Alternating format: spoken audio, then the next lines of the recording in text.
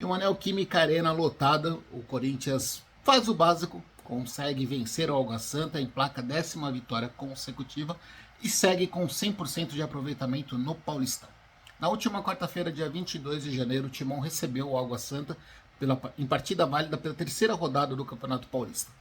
Como esperado, como já está no planejamento da comissão técnica, o Corinthians não foi a campo com a força máxima, entrou com uma escalação mista para reserva, com Matheus Lunelli no gol, Léo Maná na lateral direita, a zaga formada por Choca e Félix Torres, na esquerda Hugo, meio de campo com 3 volantes de marcação, com José Martínez, Charles e Alex Santana, com Coronado sendo o meio de ligação, e o ataque com Thales Magno e Pedro Raul. O Corinthians começou, acabou tendo um pouco de sorte, vamos dizer assim, com 9 minutos, o Corinthians abriu o placar, uma bola que o VAR trabalhou em relação ao possível impedimento do Alex Santana, que não aconteceu. Primeiro gol do Alex com a camisa do Corinthians. 8 minutos depois, aos 18 minutos, segundo gol, cobrança de falta do Igor Coronado, que já tinha batido escanteio que originou o gol do Alex Santana. Cobrança de falta do Igor Coronado. Gol do Choca, também o seu primeiro gol com o manto alvinegro. 2-0, menos de 20 minutos, fatura resolvida, chance de goleada do Corinthians.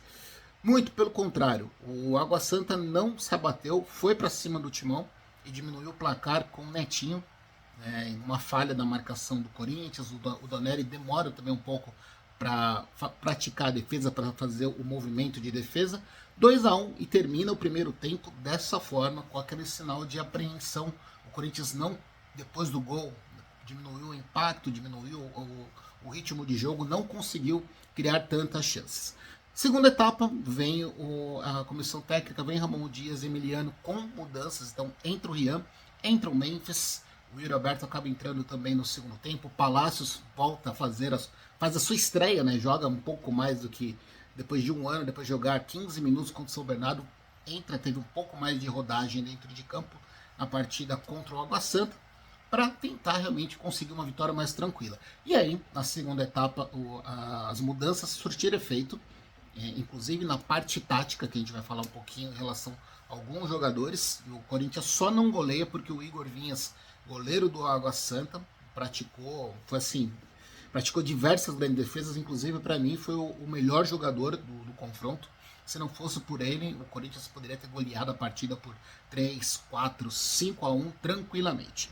Termina com uma vitória mínima pela vantagem de 2-1. Inclusive também, né, a gente tem que citar, o Água Santa teve um jogador corretamente expulso, né, o Ramon, que já tinha tomado o cartão amarelo no primeiro tempo, faz uma falta em cima do Memphis, na entrada da área, toma o segundo cartão amarelo, e aí, com um jogador a menos, o Água Santa acabou perdendo a força ofensiva e acabou só se defendendo, e contou com uma grande atuação do seu goleiro para não ter um placar mais dilatado contra si, que poderia prejudicar em relação ao saldo de gols.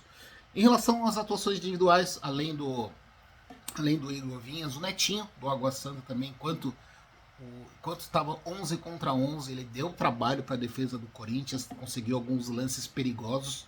Foi um jogador que realmente deu um pouco de susto pro torcedor alvinegro.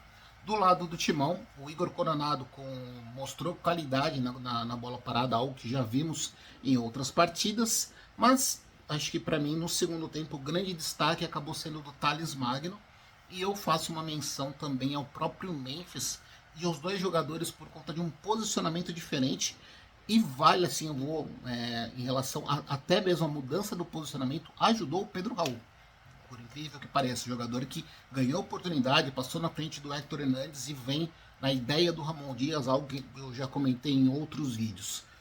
A comissão técnica do Corinthians pensa muito no Thales como um meia de ligação e não como um atacante.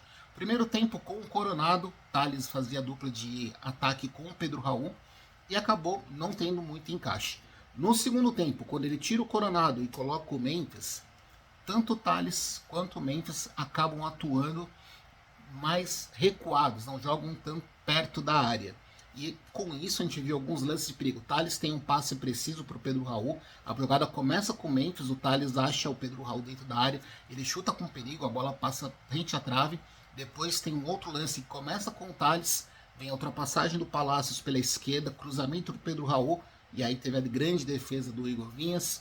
cabeceios o próprio Tioca teve um cabeceio defendido, o Memphis teve outro cabeceio. Então, o Corinthians conseguiu, no momento que povoou mais o meio de campo, tem também, claro, a situação de ter um jogador a mais, conseguiu controlar bem a partida.